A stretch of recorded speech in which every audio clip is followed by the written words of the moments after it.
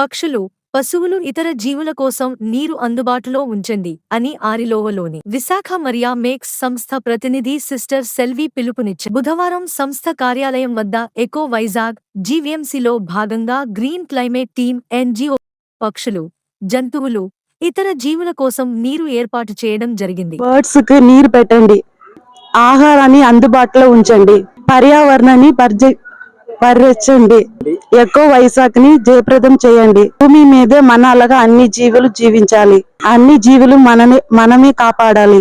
కుమారి, నేను యాక్షనెట్ స్వచ్ఛంద సంస్థలో పనిచేస్తున్నాను. గత సంవత్సర కాలం నుంచి కూడా ఎండ తీవ్రత అనేది చాలా ఎక్కువగా ఉంది.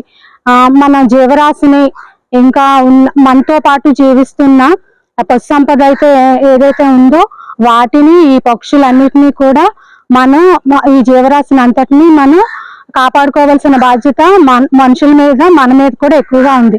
మనుషులమైన మనమే ఈ ఎండాకాలం అంతా చాలా తీవ్రంగా ఇబ్బంది పడుతున్నాము దాహంతో. అలాంటిది పక్షులు, వాటికి నోరు లేదు, మాట్లాడలేవు. అలాంటిది అవి తాగడానికి మనం మనుషులం కాబట్టి మనం మాట్లాడగలుగుతున్నాం, అవి మాట్లాడలేవు కాబట్టి మనం ఎక్కడైతే పక్షులు అవి తిరిగి వచ్చి చోటులోని మనం వాటర్ పెట్టడం, తర్వాత మనం తినే, ఇప్పుడు ఎండాకాలంలో మంచి ఫ్రూట్స్ అవి దొరుకుతాయి. ఆ ఫ్రూట్స్ లో ఉన్న విత్తనాలని మనం ఉంచి వర్షాకాలంలో కొండ ప్రాంతంలో జల్లినట్టయితే అవి చెట్లుగా మారి వర్షాకాలంలో మంచి వర్షాలు పడతా ఉంటాయి. ఈ ఎండ తీవ్రత తట్టుకోవాలంటే ముందుగా చెట్లను కూడా నాటాలి. చెట్ల వల్లనే మనం మంచిగా ఆ చెట్లు నీడకి ఉండగలము. చెట్లు ఉండడం వలన మాత్రమే మనకి చాలా బాగుంటుంది. చెట్లు లేకపోతే చాలా తీవ్రమైన ఎండ పరిస్థితులకి, ఇంకా బెంగళూరులో ఇప్పటికే నీటి కొరత అనేది ఉంది. అలాంటిది మన వైజాగ్ కి రాకుండా మనం కాపాడుకోవాలి. మనందరి మీద ఈ బాధ్యత ఉన్నది. ఎకో ఫ్రెండ్లీ ద్వారా రత్నం గారు ఏదైతే చేస్తున్నారో ఇవన్నిటిలోని ఎంతమంది వీలైతే అంతమంది పాల్గొని మిగతా వాళ్ళకి కూడా చెప్పాలని ఈ సందర్భంగా కోరుకుంటున్నాను. విశాఖ మరియా మ్యాక్స్ నుండి మాట్లాడుతున్నాను. నా పేరు లక్ష్మి. మా సంస్థ నుండి మేము 5,000 మంది మహిళలతో పనిచేస్తున్నాము. ఈ కాలంలో ఎండ చాలా తీవ్రంగా ఉంది. మనతో పాటు మన భూమి మీద చాలా పక్షులు, జీవులు అన్ని ఉన్నాయి. వాటికి నీటిని అందించడం మన కనీస బాధ్యత. కాబట్టి ప్రతి ఒక్కరూ కూడా తాగునీటిని వృధా చేయకుండా చూసుకోవాలి. పక్షులకి, జంతువులకి కూడా నీటిని అందించాలి. అలాగే టెర్రస్ గార్డెన్ పెంచుకోవాలి.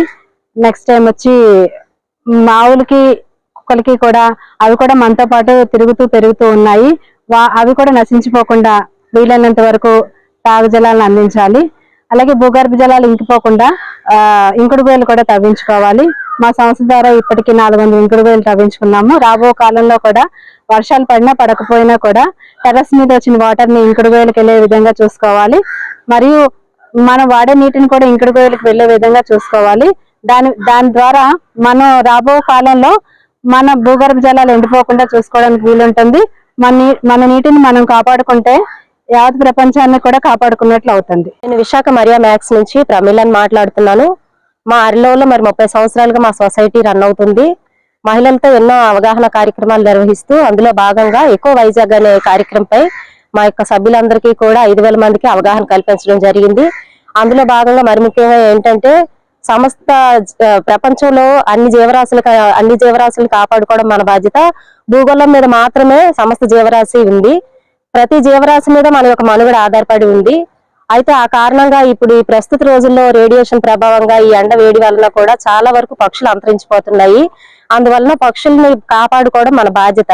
అందులో భాగంగా ప్రతిరోజు కూడా మనం పక్షుల కోసం మన ఇంటి ఆవరణలో నీటిని, అలాగే చిరుధాన్యాలు, ఆహారము పక్షులకు అందేలాగా అందుబాటులో ఉంచితే చాలా బాగుంటుందని అవగాహన కల్పిస్తున్నాము. అదే విధంగా సమస్త జీవరాశులు, అందులో ఆవులు, కుక్కలు, ఇవి కూడా చాలా వరకు ఎండవేడికి నీరు దొరక్క, ఆహారం దొరక్క చనిపోతుంది. మన యొక్క జీవితం, ప్రతి ఒక్క మానవ మనుగడ అనేది ప్రతి జీవరాశి పైన ఆధారపడి ఉంది కనుక ఈ యొక్క విషయాన్ని మనం గట్టిగా గమనించుకుని మరి పక్షులకి ప్రతిరోజు కూడా వాటర్ సప్లై అయ్యే విధంగా టెర్రస్ పైన గానీ, మేడపైన, ఇంటి ఆవరణలో కూడా నీటిని, ఆహారాన్ని అందుబాటులో ఉంచాలి. అదే విధంగా మనం తినే పండ్లు ఉన్నాయి కదా, అవి కూడా వాటి యొక్క గింజల్ని కూడా మనం కొండ ప్రాంతాల్లో వర్షాకాలంలో వేసినట్లయితే అవి మళ్ళీ చిగురించి మరీ కాస్త వాతావరణ అభివృద్ధికి ఉపయోగపడుతుంది. మొక్కలు అవి పెరిగే అవకాశాలు కూడా ఉంది. ఆ తర్వాత ఇప్పుడు ఎండ ఎక్కువగా ఉంది, మరి నీటి సమస్య అనేది ఇప్పటికి చాలా వరకు ఎదుర్కొంటున్నాం. ఇంకా రానున్న రోజుల్లో కూడా నీటి సమస్య ఎదుర్కోకుండా రానున్న రోజుల్లో భూగర్భ జలాలను కూడా పెంపొందించాలని అవగాహన కల్పిస్తూ ఆ కార్యక్రమంలో భాగంగా మా సంస్థ ద్వారా ఇంతవరకు చాలా ఇంకుడు గొయ్యలు తవ్వించడం జరిగింది. అదే విధంగా ఇప్పుడు రానున్న రోజుల్లో వర్షాలు పడినా పడకపోయినా ఇప్పుడు నీటిని వృధా చేయకుండా ప్రతి ఒక్కరు కూడా టెర్రస్ గా వాటర్ అంతా కూడా ఇంకుడు గొయ్యకి ఇంకిపోయే విధంగా ఇంకుడు గొయ్యలను అభివృద్ధి చేయాలని ప్రతి ఒక్కరికి మా సంస్థ తరపు నుంచి పిలుపునిస్తున్నాము. Please like, share, subscribe our channel.